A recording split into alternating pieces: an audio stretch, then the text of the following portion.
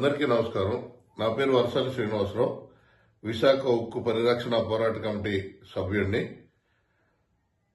ముందుగా ఆంధ్రప్రదేశ్ ప్రజానికానికి నూతన సంవత్సర శుభాకాంక్షలు తెలియజేస్తూ విశాఖపట్నం స్టీల్ ప్లాంట్ పరిరక్షణ కొరకు సుమారు 1400 రోజులుగా జరుగుతున్నటువంటి ఉద్యమంలో అనేక ప్రాంతాల నుండి రాష్ట్ర వ్యాప్తంగా ఉమ్మడి తెలుగు రాష్ట్రాలతో పాటు దేశవ్యాప్తంగా అనేక మంది మేధావులు, కవులు, కళాకారులు, యువకులు, విద్యార్థులు, యువజన సంఘాలు, విద్యార్థి సంఘాలు పెద్ద ఎత్తున విశాఖపట్నం స్టీల్ ప్లాంట్ ప్రభుత్వ రంగంలో కొనసాగాలని చెప్పి వారి ఆకాంక్షను తెలియజేస్తూ 1400 రోజులుగా మాకు సహకరించిన వారందరూ కూడా ఉక్కు పరిరక్షణ పోరాట కమిటీ తరఫున నూతన సంవత్సర శుభాకాంక్షలు, వారందరికీ ధన్యవాదాలు తెలియజేస్తున్నా.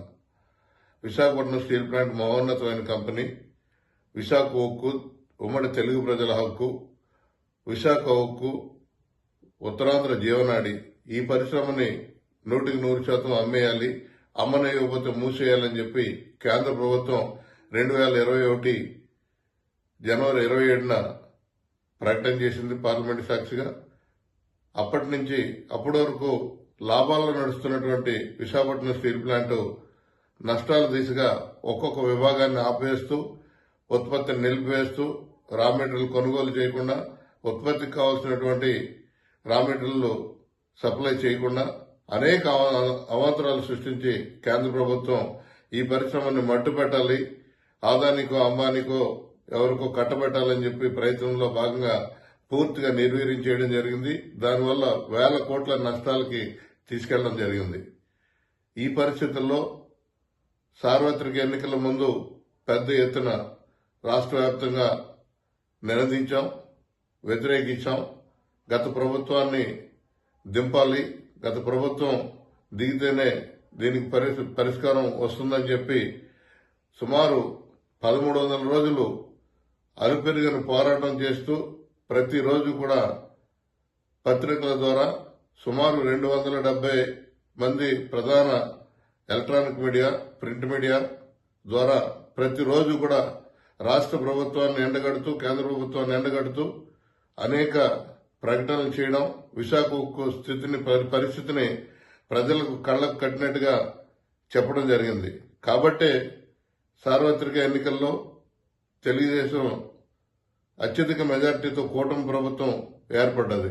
గాజువాక ఎమ్మెల్యే 95,000 ఓట్లతో గెలవడం, విశాఖ నగరంలో ఉన్నటువంటి పార్లమెంటు సభ్యులు సుమారు 5 లక్షల ఓట్లతో మెజారిటీతో గెలవడం, రాష్ట్ర వ్యాప్తంగా అనేక మంది వేల ఓట్లతో గెలవడానికి కారణం విశాఖపట్నం స్టీల్ ప్లాంట్ పట్ల అందరికీ కూడా ఈ పరిశ్రమ బతకాలి, ఈ పరిశ్రమ ప్రభుత్వ రంగంలో ఉండాలని చెప్పి కోరుకున్నారు. కాబట్టి అందరూ దీనికి సహకరించి కూటమిని గెలిపించారు.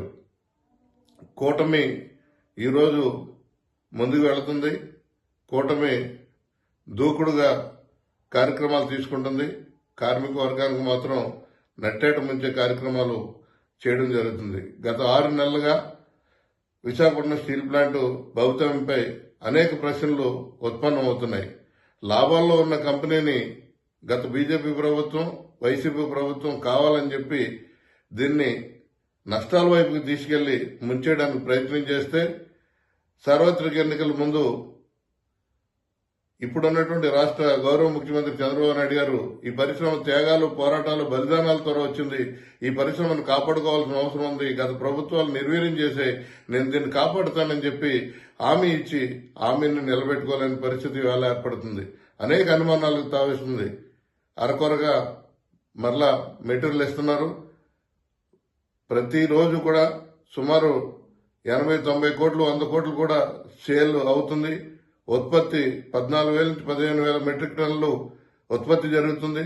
అయితే కార్మికులకి రావాల్సినటువంటి, ఉద్యోగులు రావాల్సినటువంటి జీతాలు మాత్రం ఇవ్వకుండా తాసారం చేస్తూ వచ్చే నెల ఇస్తాం, పై వచ్చే నెల ఇస్తాం అని చెప్పి భయభ్రాంతులకు గురి చేయడం అన్నది, దీని వెనక కుట్ర ఏంటి అన్నది అర్థం కాని పరిస్థితి. మొన్న ప్రధానమంత్రిని కలిసినటువంటి రాష్ట్ర గౌరవ ముఖ్యమంత్రి గారు ఇంకా పెట్టని మెటల్ స్టీల్ ప్లాంట్ కి, నక్కపల్లి వస్తున్నటువంటి మెటల్ స్టీల్ ప్లాంట్ కి ఇతోధికంగా మైన్స్ సహకరించండి, మైన్స్ ఇవ్వండి అని చెప్పి వారిని కోరారు. ఈ రోజు రాష్ట్రంలో అనేక చోట్ల ఆయన పర్యటన చేస్తూ ఆ రాష్ట్ర పర్యటనలో కూడా అనేక పరిశ్రమలు రాష్ట్రంలో ఉన్నటువంటి గనుల నుంచి, కాలువల నుంచి, గోదావరి నుంచి, అనుసంధానం నుంచి అనేక అంశాలను ఆయన ప్రస్తావిస్తూ అనేక ఇండస్ట్రీస్ కోసం మాట్లాడుతూ ఒక విశాఖపట్నం స్టీల్ ప్లాంట్ ప్రస్తావనే తీసుకురాల. ఇవాళ కూడా మెటల్ స్టీల్ ప్లాంట్ వస్తుంది, ఇతోధికంగా రాష్ట్రం అభివృద్ధి చెందుతుందని చెబుతున్నారు ఆయన. అంటే ఇవన్నీ చూస్తుంటే భయంకరమైన పరిస్థితులు ముందు వస్తాయేమని చెప్పి కార్మికులు భయభ్రాంతులకు గురవుతున్నారు. ఈ పరిస్థితుల్లో 2 రోజుల క్రితం స్థానిక ఎంపీ భరత్ గారిని కలిసినప్పుడు ఆయన అనేక వ్యంగ్యాస్త్రాలేసి మరింత పోరాట కమిటీ సభ్యులకి ఆందోళనకు గురి చేయడం జరిగింది. శాలరీస్ కోసం ఆయనే పార్లమెంట్ లో గత వారం రోజుల క్రితం 10 రోజుల క్రితం ఆయన ప్రశ్నలు సంధించి శాలరీస్ ఇవ్వట్లేదు విశాఖపట్నం స్టీల్ ప్లాంట్ కార్మికులకి, మీరు ఇమీడియట్ గా ఇవ్వాలని చెప్పి అక్కడ చేస్తూ, మీకు శాలరీస్ ఇవ్వట్లేదా, ఎప్పటి నుంచి ఇవ్వట్లేదు నాకు తెలియదే అని చెప్పే ప్రయత్నం చేశారు ఆయన.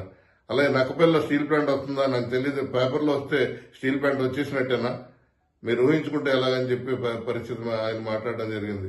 ఇవన్నీ చూస్తుంటే కొంత స్థానికంగా మా సహకారంతో గెలిచినటువంటి ప్రజాప్రతినిధులే ఈ రకంగా వ్యవహరించడం అన్నది అత్యంత బాధాకరంగా ఉంది.